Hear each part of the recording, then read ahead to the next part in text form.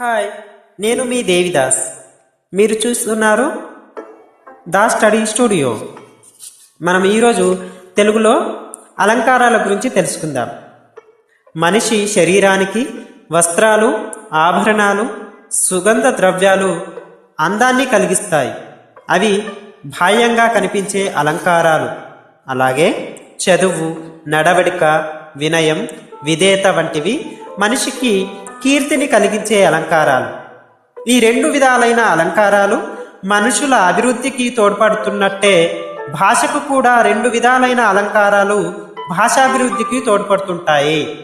కావ్యానికి సొగసును కలిగించేవి అలంకారాలు. అలంకారాలు రెండు రకాలు. అవి ఒకటవది శబ్దాలంకారాలు, రెండవది అర్థాలంకారాలు. ఈ రెండు అలంకారాలు అటు పద్యంలో కానీ, పద్య కవితల్లో కానీ, గద్య కవితల్లో కానీ ఇవి ఉంటాయి. శబ్దాల వల్ల సాహిత్యాన్ని, అందాన్ని చేకూర్చేవి శబ్దాలంకారాలు. పద్యం నందు కానీ, గద్యం నందు కానీ అర్థాల అంటే భావం వలన సాహిత్యాన్ని, అందాన్ని చేకూర్చేవి అర్థాలంకారాలు. ఇందులో మొదటిది శబ్దాలంకారాలు. శబ్దాలంకారాలు అంటే మనకు మొదటగా చెప్పుకున్నట్టయితే వృత్తనుప్రాస అలంకారం వస్తుంది.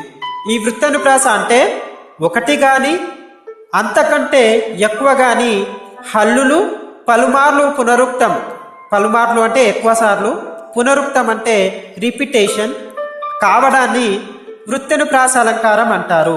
మనం ఉదాహరణ చూసుకున్నట్లయితే వీరు పొమ్మనువారు గారు పొగబెట్టువారు.